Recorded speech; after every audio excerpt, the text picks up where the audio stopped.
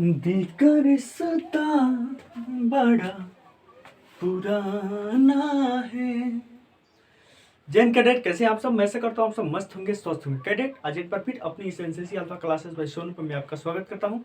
Cadet आज classes में मैं आपको पढ़ाने वाला हूँ पर्यावरण जागरूकता। क्या पढ़ने वाले हैं आप? पर्यावरण की जागरूकता, ठीक है, एनवायरमेंट अवेयरनेस। तो इसके तहत cadet NCC A certificate, B certificate और सी सर्टिफिकेट में महत्वपूर्ण प्रश्न पूछे जाते हैं, जिनके ऊपर हम आज विशेष चर्चा करेंगे। तो कैडेट इस क्लासेस में जुड़ करके ऐसे ही अच्छे से पढ़ते रहिए, ठीक है। तो आज की क्लास को हम शुरू करते हैं। तो इसमें आज का हमारा पहला टॉपिक है कि आखिर पर्यावरण क्या होता है, ठीक है। पर्यावरण क्या होता है? पहला प्रश्न हमसे ये पूछता है कि पहला, पर्यावरण की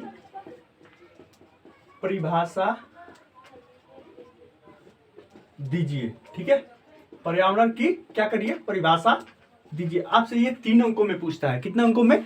3 अंकों में पूछता है। तो आप उसकी परिभाषा कैसे लिखेंगे कि पृथ्वी के चारों ओर से, पृथ्वी के चारों ओर से जो एक आवरण घिरा हुआ है, यही क्या कहलाता है? पर्यावरण का कहलाता है। अर्थात प्रकृति में जो भी चीजें हैं वो क्या है? एक पर्यावरण का हिस्सा है, ठीक है। तो इस तरह से हम इसका परिभाषा लिखेंगे कि प्रकृति में या पृथ्वी के चारों तरफ से जो चीजों का एक आवरण है वही क्या है? हमारा पर्यावरण है, ठीक है। तो कैडेट मुझे आशा है आपको अच्छे तरीके से समझ में आ गया होगा, ठीक है। तो इसको आप लिख लीजिए। प्रकृति में जो चीजें चारों तरफ से घिरी हुई है, या प्रकृति जिन चीजों से चारों तरफ से घिरा हुआ है वही क्या कहलाता है? आपका पर्यावरण कहलाता है, ठीक है। अब सवाल उठता है कि अगला क्वेश्चन उसमें क्या आएगा, ठीक है। उसमें अगला क्वेश्चन क्या आएगा? तो हम अगले क्वेश्चन पर नजर डालते हैं। समय कम है और तैयारी ज्यादा करनी है, ठीक है। तो हम जो प्रश्न पेपर में पूछे जाएंगे केवल हमको उन्हीं को पढ़ना है, ठीक है। हमें आईएएस तो ये पढ़ के बनना नहीं है। तो हमें जो चीजें उसमें आएगी केवल उन्हीं को पढ़ना है, ठीक है। खाने के लिए जीना नहीं है कि हम खाने के लिए जी रहे हैं, जीने के लिए हमको खाना है। किस लिए खाना है? जीने के लिए खाना है, कि आखिर उससे हम जिंदा रहे। तो सेम वही है, हमको काम से काम है, ठीक है। जितना प्रश्न पूछा जा रहा है बस हमको उसी का उत्तर देना है, ठीक है। तो अगला क्वेश्चन है कि प्रदूषण किसे कहते हैं? प्रदूषण किसे कहते हैं? चलिए इसको पहले हम लिखते हैं कि प्रदूषण किसे कहते हैं? प्रदूषण किसे कहते हैं, ठीक है। ये आपसे 3 अंकों में पूछता है कि प्रदूषण किसे कहते हैं, ठीक है। तो इसका परिभाषा लिखिए आप। पहले देखिए, मैं बताता हूं कि पहले किसी भी चीज को आप समझिए। क्या करिए? समझिए। अगर आप किसी चीज को समझ जाएंगे तो अच्छे से आपको आ जाएगा। तो प्रदूषण क्या होता है? प्रदूषण हुआ होता है कि जो मतलब एक प्रकृति में चाहे पर्यावरण में ऐसा परिवर्तन होता है जिसके कारण पूरे जीव जगत को भारी नुकसान उठाना पड़ता है, वो क्या होता है? प्रदूषण, ठीक है।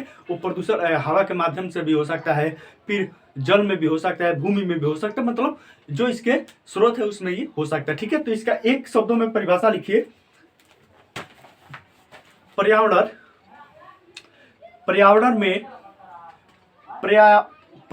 में किसी भी चीज का, पर्यावरण में किसी भी चीज के मिलने से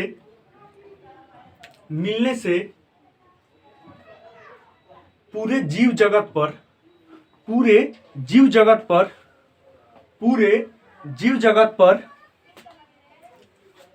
एक बुरा प्रभाव पड़ता है, वही क्या कहलाता है?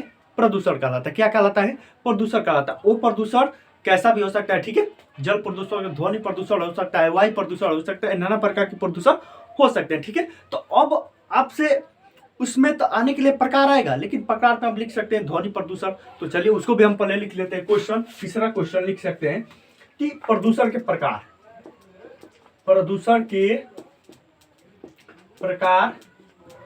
लिखिए, ठीक है। आपसे क्वेश्चन ये पूछेगा 5 अंकों में कि प्रदूषण के प्रकार लिखिए, ठीक है। तो प्रदूषण के प्रकार कितने होते हैं? 3 होते हैं। कौन कौन से? जल प्रदूषण, भूमि प्रदूषण, ठीक है। उसके बाद से एक ध्वनि प्रदूषण। क्या क्या? जल प्रदूषण, वायु प्रदूषण और एक आपका क्या हो जाएगा? ध्वनि प्रदूषण, ठीक है। तो चलिए इसको लिखिए। पहला इसमें जल जल प्रदूषण, वायु प्रदूषण, ध्वनि प्रदूषण। ठीक है, ए बी और सी पॉइंट हो गया। ठीक है, तो इस तरह से एक जल प्रदूषण हो जाएगा आपका, एक वायु प्रदूषण हो जाएगा, एक ध्वनि प्रदूषण होगा। ठीक है, तो इस तरह से अगर आप लिखते हैं तो आपका क्वेश्चन क्या होता है, पूरा होता है और आपको पूरे के पूरे अंक मिलते हैं। अगर आप इसके तहत बखान में ये लिख देंगे कि जल प्रदूषण किसके कारण से होता है, कैसे, तो आपको भी मतलब काफी अंक। लेकिन हमको जितना क्वेश्चन पूछा है वही करना है, हमको ज्यादा उसमें विस्तार नहीं देना। ठीक है, अब अगला प्रश्न हमसे ये पूछ सकता है इसमें से कि जल प्रदूषण किस कारण से होता है, जल प्रदूषण किस कारण से होता है, या आपसे पूछ सकता है कि वायु प्रदूषण किस कारण से होता है, ध्वनि प्रदूषण किस कारण से होता है। तो इन प्रश्नों में से जो महत्वपूर्ण है केवल मैं उन्हीं को लिखवा रहा हूं। ठीक है, तो इसमें महत्वता की दृष्टि से मतलब जो महत्वपूर्ण है, जो आने वाले हैं, उसमें है कि वायु प्रदूषण की क्या कारण है। चलिए इसको पहले हम लिखते हैं। क्वेश्चन नंबर 4 की वायु प्रदूषण के क्या कारण है, लिखिए। या उसमें ये लिखता है, इस पर संक्षिप्त नोट लिखिए। एक नोट लिखिए, एक नोट क्या करिए, इस पे एक नोट लिखिए। ठीक है, वायु प्रदूषण के क्या कारण है, इस पर एक नोट लिखिए या उस पर एक संक्षिप्त अपना प्रकाश दे, उस पर प्रकाश डालिए। ठीक है, तो वायु प्रदूषण के मुख्य कारण क्या है, पहले पॉइंट में लिखिए उसमें, वाहन व फैक्ट्रियों के धुएं से वायु प्रदूषण कैसे होता है, वाहन या फैक्ट्रियों से जो धुआं निकलता है इससे होता है वायु प्रदूषण। ठीक है, दूसरा पॉइंट इसमें लिखिए, धूल के कणों से, धूल के कणों से मतलब क्या होता है, धूल के कण से कैसे होगा, जब हवा में होगा तो हवा में जो धूल के कण उसमें उड़ के जाएंगे तो उससे क्या होता है, वायु प्रदूषण होता है। ठीक है, उसके बाद अगला पॉइंट, कूड़ा कचरा जलाने पर, कूड़ा कचरा जलाने पर जो उसमें से धुएं निकलते हैं उससे होता है। ठीक है, उसके बाद चौथा पॉइंट है, जल्दी जल्दी लिखिए, वायुमंडल में धातुओं के सूक्ष्म कण होने से, वायुमंडल में धातुओं के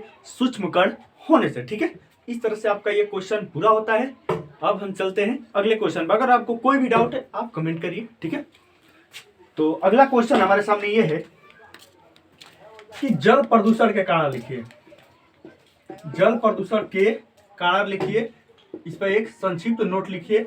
ये दोनों क्वेश्चन 5-5 अंक में पूछे जाते हैं। कितने अंकों में, 5-5 अंकों में पूछे जाते हैं। ठीक है, 5 मार्क्स का ये प्रश्न आता है। और देखिए, और ये जो जल प्रदूषण है ये अब की बार में 2022 के सी सर्टिफिकेट में ये पूछा गया क्वेश्चन है।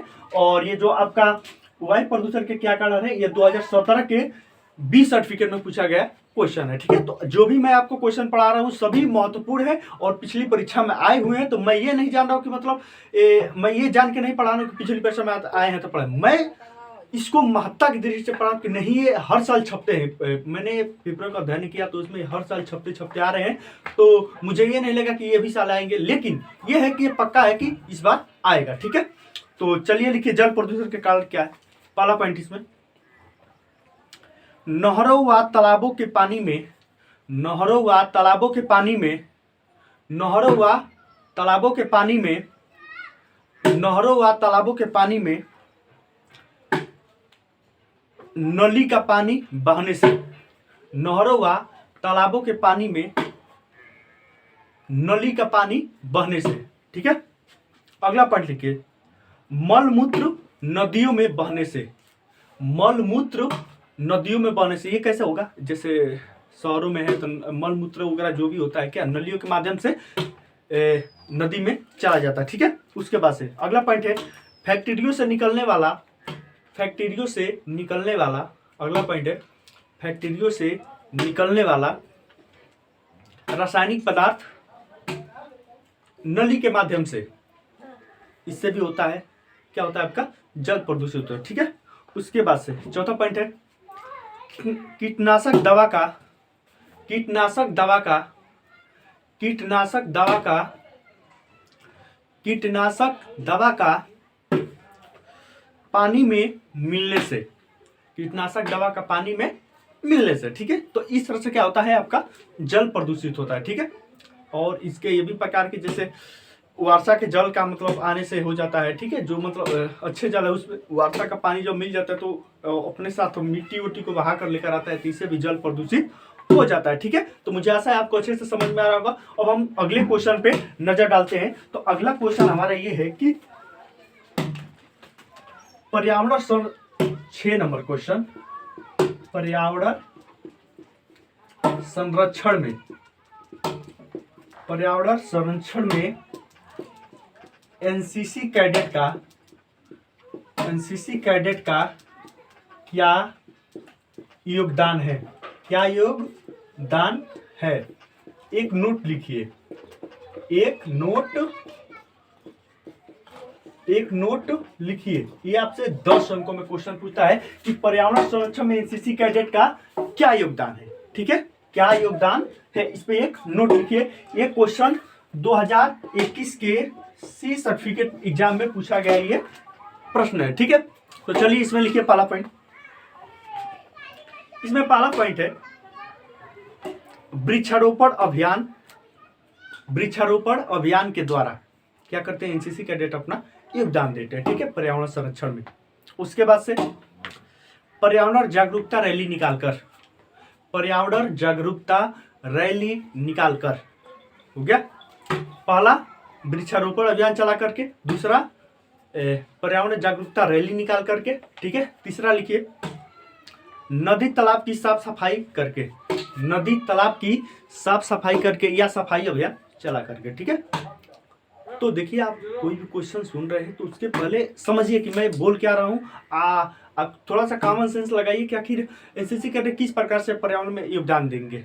हाँ, राइफल चला के तो देंगे नहीं, गोली चला के तो देंगे नहीं, तो मतलब किस कारण से आखिर पर्यावरण संरक्षण किस प्रकार से होगा। तो उसके तहत जो चीजें आने वाली है उनका आप उसमें समावेश कर सकते हैं, ठीक है, उसमें उसको सबमिट कर सकते हैं, ठीक है। तो तीसरा पॉइंट है कि नदी तालाब की साफ सफाई करके हो गया। चौथा पॉइंट लिखिए पर्यावरण संरक्षण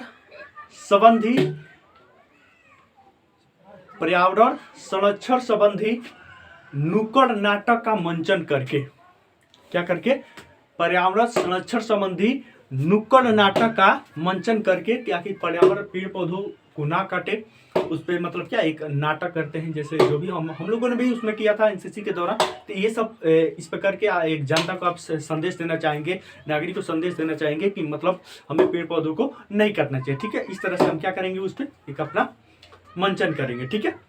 तो इतने वो पॉइंट। उसके बाद से अगला है दूसरों को पेड़ पौधे ना काटने की सलाह देकर। ऐसा भी होता है, ये जरूरी नहीं कि आप एनसीसी के दौरान ही हैं तो किसी को रोकेंगे। आप अपने घर के आसपास चाहे जो भी कुछ है वहां पे भी आप किसी को रोक सकते हैं, ठीक है, या उनको सलाह दे सकते हैं कि आप पेड़ पौधों को ना काटिए, ठीक है। तो क्या करके दूसरों को भी पेड़ पौधों को ना काटने की सलाह देकर, ठीक है, हो गया। उसके बाद से 6 नंबर पॉइंट लिखिए पर्यावरण के हित में अनेकों पहल चलाकर, पर्यावरण के हित में अनेकों पहल चलाकर मतलब पर्यावरण से संबंधित या पर्यावरण के हित में या पर्यावरण के भलाई में जो कुछ भी हो सकता है वो सब पहल चला करके, ठीक है। तो इतने 6 पॉइंट हुए। अगर आप इसको लिख देते हैं अच्छे से तो आपका ये क्वेश्चन क्या होता है। और वहां पे एक बात ध्यान दीजिए कि वहां पे कभी कभी जितना आपका स्पेस देता है तो उसके हिसाब से लिखिए कि मतलब पूरा वो भर जाए, देखने में जो एग्जामिनर है उसको लगे कि नहीं बच्चा चाहे कैडेट कुछ लिखा है, ठीक है। अब हमारे सामने अगला क्वेश्चन आता है कि 7 नंबर क्वेश्चन है कि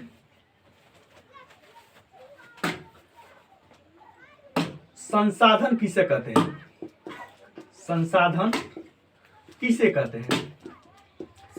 किसे कहते हैं, या 3 अंकों में क्वेश्चन पूछता है कि संसाधन किसे कहते हैं या संसाधन की परिभाषा दीजिए। संसाधन की क्या करिए, परिभाषा दीजिए, ठीक है। तो संसाधन किसे कहते हैं इसका परिभाषा लिखिए आप।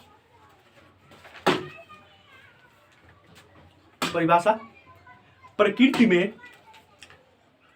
में जो चीजें उपस्थित हैं या प्रकृति में जो चीजें पाई जाती हैं और उनका हम जो उपयोग करते हैं वही क्या कहलाता है, संसाधन कहलाता है। नहीं समझे, एक बार और सुनिए। प्रकृति के अंदर जो चीजें पाई जाती हैं और हम उनका जो उपयोग करते हैं, उनको जो हम यूज करते हैं, वही क्या कहलाता है, हमारा संसाधन कहलाता है। ठीक है, अब हमारे सामने प्रश्न अगला आएगा, लेकिन उससे पहले हम इसको अच्छे से लिख ले। पहले लिखिए, इसका परिभाषा लिखिए। प्रकृति में जो चीजें पाई जाती हैं और उनका हम उपयोग करते हैं, वही क्या कहलाता है, संसाधन कहलाता है। समझ में आ गया? आप अच्छे से समझिए और अच्छे से लिखिए। ठीक है, तो इतना हो गया संसाधन किसे कहते हैं। अब देखिए कि संसाधन, अब यहां पे आएगा 1 नंबर क्वेश्चन कि नवीकरणीय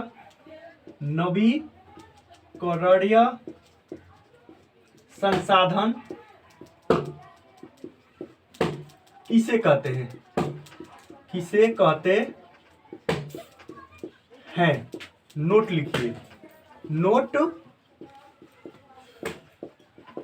लिखिए। ठीक है, ये अब की बार 2022 में सी सर्टिफिकेट एग्जाम में पूछा गया, ये क्या है, प्रश्न है कि नवीकरणीय संसाधन किसे कहते हैं। इस पे एक नोट लिखिए। तब सबसे पहले समझिए कि नवीकरणीय संसाधन होता क्या है।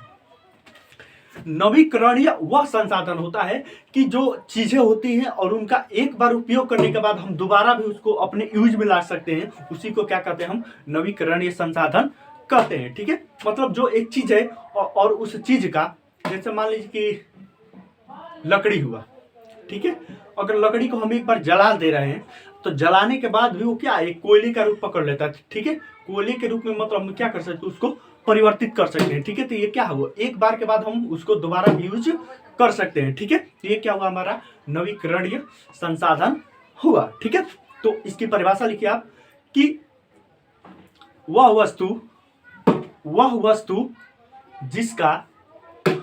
वस्तु जिसका एक बार प्रयोग करने के बाद दोबारा प्रयोग में लाया जाता है, दोबारा प्रयोग में लाया जा सकता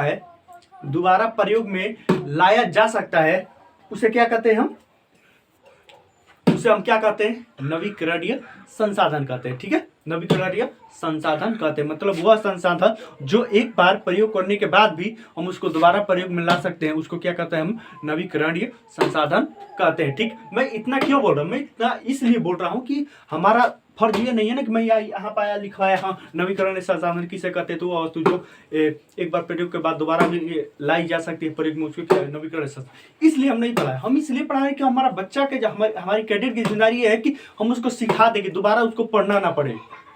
मैं ये चाहता हूँ। ठीक है, अगर कोई शिक्षक या कोई भी आपका इंस्ट्रक्टर आपको पढ़ा रहा है और उसके बाद भी आपका कोई डाउट है, तो आपका उससे पढ़ाने से उसको कुछ फायदा नहीं। ठीक है, यानी अब क्या, आपको समझा नहीं पा रहा था, मेरी कोशिश ये है कि आपको मैं अच्छे से समझा सकूं कि आपको वहां पे याद आए। ठीक है, तो चलिए अब अगला है अनवीकरणीय संसाधन किसे कहते हैं।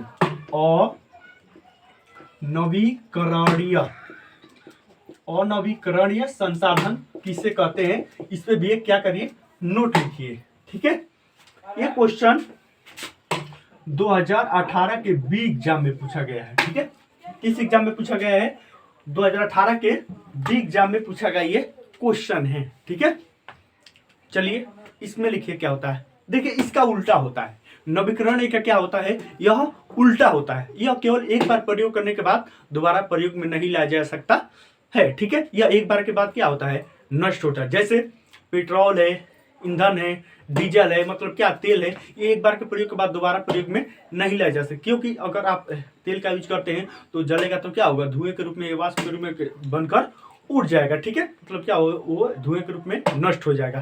तो ये हुआ आपका क्या, लिखिए इसकी परिभाषा, वह संसाधन जो एक बार प्रयोग के बाद दोबारा प्रयोग में नहीं लाया जा सकता है, उसे हम क्या कहते हैं, अनवीकरणीय संसाधन कहते हैं। ठीक है, अब अगला क्वेश्चन देखिए, अगला क्वेश्चन, अपशिष्ट किसे कहते हैं, अपशिष्ट किसे कहते हैं। थोड़ा सा हम इसको इरेज करेंगे, उसके बाद हम समझेंगे अपशिष्ट क्या होता है। अपशिष्ट किसे कहते हैं, ये दिल तुम बिन कहीं लगता नहीं, हम क्या करें। ठीक है, थोड़ा सा मनोरंजन करते रहिए कि अपष्टि किसे कहते हैं। ठीक है, तो पहला प्रश्न है, सॉरी अगला क्वेश्चन है, अपष्टि किसे कहते हैं, किसे कहते हैं। ठीक है,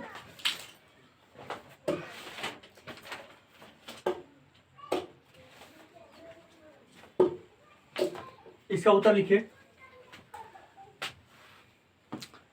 पर्यावरण में या हमारे आसपास, ठीक है, इसको समझ ले, पर्यावरण में या हमारे आसपास जो व्यर्थ की चीजें रखी रहती है या इधर उधर फेंकी रहती है वो क्या होता है, अपष्टि। अपष्टि का अर्थ क्या होता है, कचरा।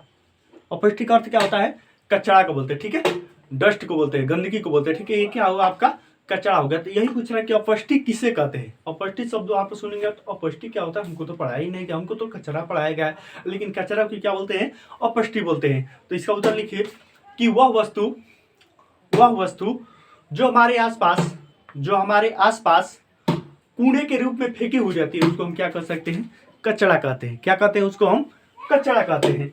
अब अगला क्वेश्चन हमसे ये पूछेगा कि अपष्टि प्रबंधन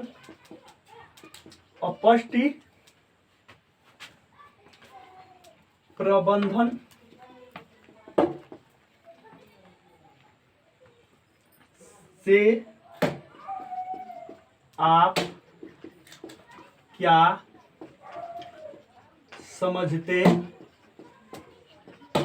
हैं। ठीक है, 3 अंकों में पूछता है कि अपष्टि तो किसे कहते हैं, समझ, लेकिन अपष्टि प्रबंधन से आप क्या समझते हैं। तो प्रबंधन मतलब क्या, उसका इंतजाम करना या उसको नष्ट करना। ठीक है, तो अपष्टि प्रबंधन की परिभाषा लिखिए आप, कचरे सहित, कचरे मतलब जो कचरा होता है, कचरे सहित व्यर्थ की सामग्री को, जो व्यर्थ की सामग्री होती है, जो व्यर्थ की सामग्री को इकट्ठा करके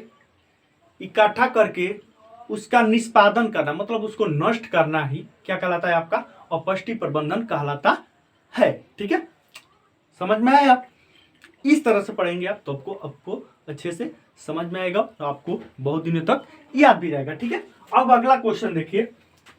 समय नहीं है कि आपको मैं एकदम अच्छे से थोड़ा टाइमली दे करके, फिर भी मैं आपको इतना समझा दूं कि आपको भूलने की आदत ही नहीं आएगी। ठीक है, आप उसको कभी भूलेंगे ही नहीं। अब अगला क्वेश्चन है कि अपष्टि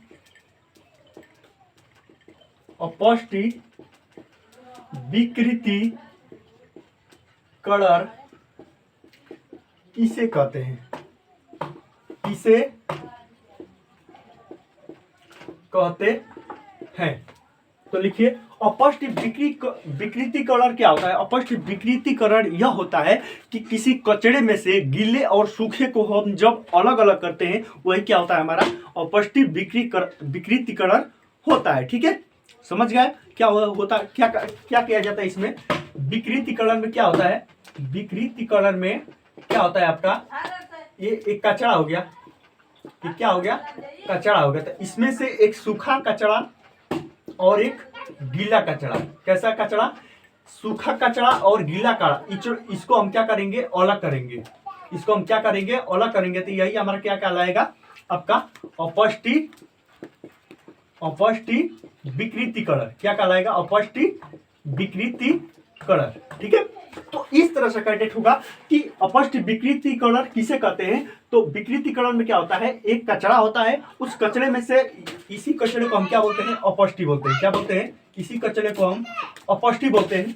तो इसी अपष्टि में से एक सूखा अपष्टि होगा, एक गीला अपष्टि, यानी एक गीला कचरा होगा। तो उसको जो हम अलग कर देंगे तो उसी को हम क्या कहते हैं, अपष्टि विकृतीकरण कहते हैं। क्या कहते हैं, अपष्टि विकृतीकरण कहते हैं। ठीक है, तो आपको अच्छे से समझ में आ गया कि अपष्टि से सूखे और गीले कचरे को अलग करने की प्रक्रिया को हम क्या कहते हैं, अपष्टि विकृतीकरण कहते हैं। अपष्टि विकृतीकरण कहते हैं। ठीक है, तो इस तरह से होता है अपष्टि विकृतीकरण किसे कहते हैं। मुझे आशा है आपको अच्छे से समझ में आएगा। अब हम अगले क्वेश्चन में देखते हैं। अगला क्वेश्चन हमारा ये है, कुछ अनचाहे आवाज आसपास आ रही है तो आप समझते हैं कि मैं ग्रामीण अंचल में रहता हूँ, थोड़ा ना चाहते हो भी आवाज आती है, इसके लिए मुझे खेद व्याप्त है। आप मेरे पर ध्यान रखिए और मैं क्या पढ़ा रहा हूं बस उसको सुनिए, ठीक है। अब अगला क्वेश्चन है कि जल संरक्षण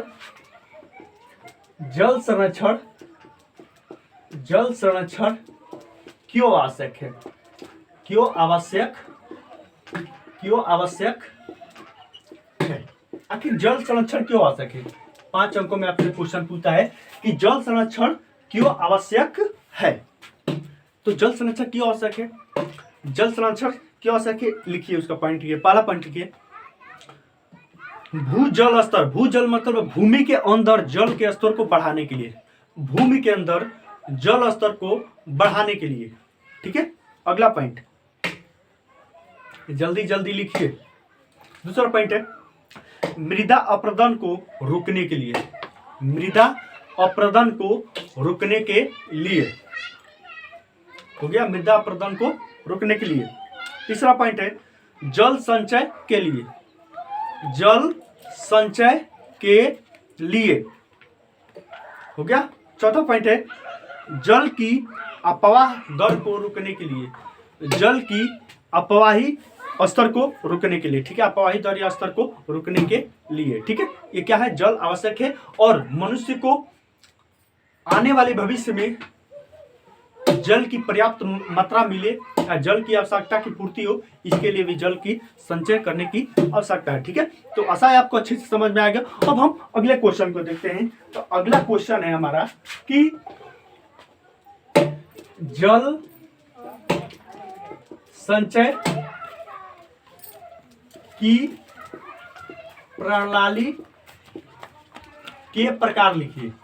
ये क्या करिए, प्रकार, जल संचय की प्रणाली के प्रकार लिखिए। मतलब जल संचय किस प्रकार से होता है, जल संचय के प्रकार कितने हैं, ठीक है। तो जल संचय हम कितने प्रकार से करते हैं, तो जल संचय हम कितने प्रकार से करते हैं, 3 प्रकार से करते हैं। कौन कौन से, तो पहला प्रकार है इसमें भूजल ग्रहण, भूजल ग्रहण, लिख लीजिए इसको। ए है, ए नंबर है भू जल ग्रहण प्रणाली, ठीक है। बी है वर्षा छत जल ग्रहण प्रणाली। सी है उपसतह जल ग्रहण प्रणाली। ये कैसे होता है, उपसतह में जो धरती के ऊपर से होता है उसको मेड़ीबंदी करके हम कर सकते हैं, ठीक है। उसके बाद हम जो वर्षा होती है तो जो छत पे जल होता है उसको भी हम मेड़ीबंदी करके, मतलब चारों तरफ से घेर के उसको भी हम जल का संचय कर सकते हैं, ठीक है। उसके बाद से भूजल स्तर ग्रहण, मतलब कि जो धरती के नीचे जल है और किसी हम नल के माध्यम से बाहर आ रहा है तो उसको हम क्या करें, फिजूल में उसको हम नहीं बहने देंगे, ठीक है। उसको खुला नहीं छोड़ेंगे, टूटियों को हम खुला नहीं छोड़ेंगे। इस तरह से हम क्या कर सकते हैं, जल का संचय कर सकते हैं। कैडेट, आशा है आपको अच्छे तरीके से समझ में आ रहा होगा, आप अच्छे से मौज से पढ़ रहे होंगे। मैं गारंटी देता हूं कि इस क्लासेस से आपको पर्यावरण जागरूकता से एक भी प्रश्न बाहर जाने वाला नहीं है, ठीक है। बस आप इसको एकदम शिद्दत से पढ़िए और अच्छे से मेरे साथ जुड़ करके पढ़ते रहिए, ठीक है। अब अगला क्वेश्चन हमारा ये है कि अपशिष्टि के प्रकार लिखिए। क्वेश्चन नंबर, अपशिष्टि के प्रकार लिखिए। अपशिष्टि के प्रकार लिखिए, ठीक है। ये क्वेश्चन आपसे 6 अंकों में पूछता है कि अपशिष्टि मतलब कचरे के प्रकार लिखिए। कचरा कितने प्रकार का होता है, तो लिखिए उसका प्रकार। ठोस अपशिष्टि, ठोस अपशिष्टि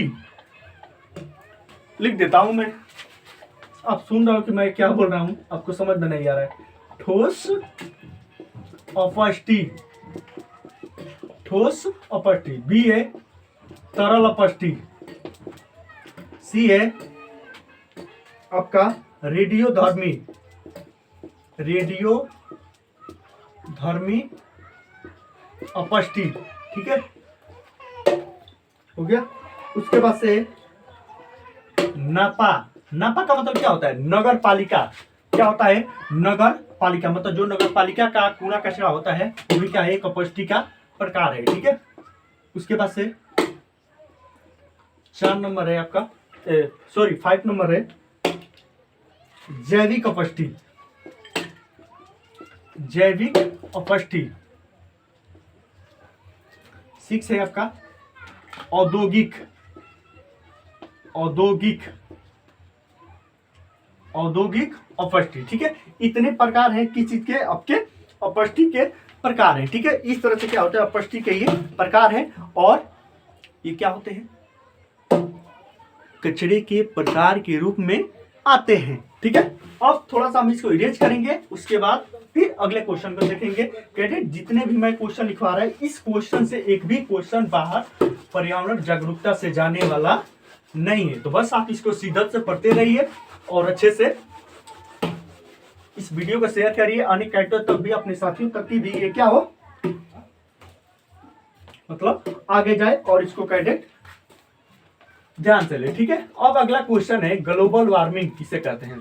ग्लोबल वार्मिंग किसे कहते हैं, ग्लोबल वार्मिंग किसे कहते हैं।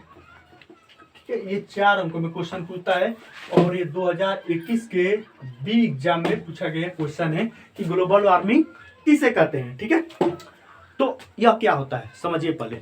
यह पृथ्वी के तापमान से जुड़ी एक घटना है। क्या है, यह पृथ्वी के तापमान से जुड़ी एक घटना है। ठीक है, उसके बाद से अगला पॉइंट, इसमें आप लिखिए पॉइंट। देखिए एनसीसी का मेन रूल यही है कि आप जो कुछ भी लिख रहे हैं उसको पॉइंट लिखिए, क्योंकि वो रामायण महाभारत नहीं जाचेंगे। ठीक है, ये नहीं कि ऐसे ऐसे आप लिख रहे हैं, ऐसे ऐसे ऐसे नहीं, यहाँ से लिखे अब यहाँ से जगह बचा तो फिर यहाँ से शुरू कर दो, नहीं, एक पॉइंट यहाँ पे लिखिए, एक पॉइंट यहाँ पे लिखिए, एक पॉइंट यहाँ पे लिखिए। ठीक है, पॉइंट वाइज लिखिए। ठीक है, सर्किल में लिखिए। इसमें यह पृथ्वी के तापमान से जुड़ी एक घटना है। यह पृथ्वी के तापमान से जुड़ी एक घटना है। हो गया अगला पॉइंट, इसमें ग्रीन हाउस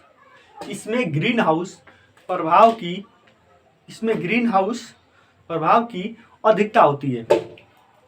हो गया, यह पर्यावरण से जुड़ी एक घटना है। यह पर्यावरण से जुड़ी एक घटना है। ठीक है, तो इस तरह से हम क्या लिख सकते हैं, ग्लोबल वार्मिंग किसे करते हैं, तो वहां पर पॉइंट वाइज लिख सकते हैं। ठीक है, अगला क्वेश्चन है ओजोन की परिभाषा दीजिए। ओजोन की परिभाषा दीजिए। 3 अंकों में क्वेश्चन पूछेगा कि ओजोन की परिभाषा दीजिए, मतलब ओजोन की परिभाषा दीजिए। ठीक है, तो उसमें आप क्या लिखेंगे, वह परत जो सूर्य से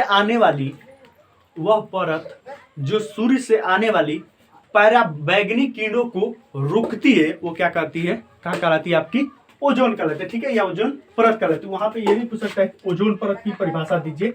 तो वह परत, मतलब वह परत जो सूर्य से आने वाली पराबैंगनी किरणों से हमारी रक्षा करती है या उनको रोकती है, वो क्या कहलाती है, ओजोन परत कहलाती है। ठीक है, इस तरह से इसका उत्तर हो जाएगा। अब अगला क्वेश्चन है कि अम्लीय वर्षा किसे कहते हैं। अम्लीय वर्षा की परिभाषा दीजिए। अम्लीय वर्षा की परिभाषा दीजिए। ये 2022 में आया हुआ सी में क्वेश्चन है कि अम्लीय वर्षा की परिभाषा दीजिए। क्या करिए, अम्लीय वर्षा की परिभाषा दीजिए। इसको आप कैसे लिखेंगे, लिखिए इसमें पहला पॉइंट, यह तेजी से होने वाली वर्षा है। यह तेजी से होने वाली वर्षा है। हो गया, अगला पॉइंट लिखिए इसमें, इससे रासायनिक बीमारियां जन्म लेती है। इससे रासायनिक बीमारियां जन्म लेती है। हो गया,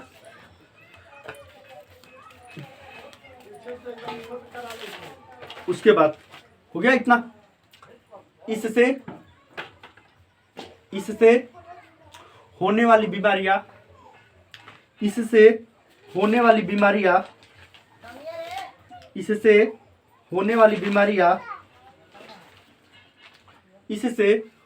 वाली बीमारियां बहुत जल्दी ठीक नहीं होती है। बहुत जल्दी ठीक नहीं होती है। क्या होती है, जब बहुत जल्दी यह ठीक नहीं होती है। हो गया इतना? तो कैडेट, आज की क्लासेस में मैंने पर्यावरण जागरूकता से जो भी महत्वपूर्ण प्रश्न थे उनके ऊपर हमने चर्चा कर लिया, और एक प्रश्न अपना बचता है कि मृदा अपरदन क्या होता है। मृदा अपरदन क्या होता है, ठीक है, तो उसके ऊपर भी हम चर्चा कर लेते हैं कि मृदा अपरदन क्या होता है। मृदा अपरदन क्या होता है? तो मृदा अपरदन हम किसे करते हैं? मृदा अपरदन वह एक प्रक्रिया है जिसमें मिट्टी वर्षा के कारण, या वर्षा जब होती है तो मिट्टी बहकर मतलब क्या करती है, एक स्थान से दूसरे स्थान तक जाती है, वो क्या कहलाते हैं? मृदा अपरदन कहलाता है। तो ठीक है, लिखिए इसका परिभाषा।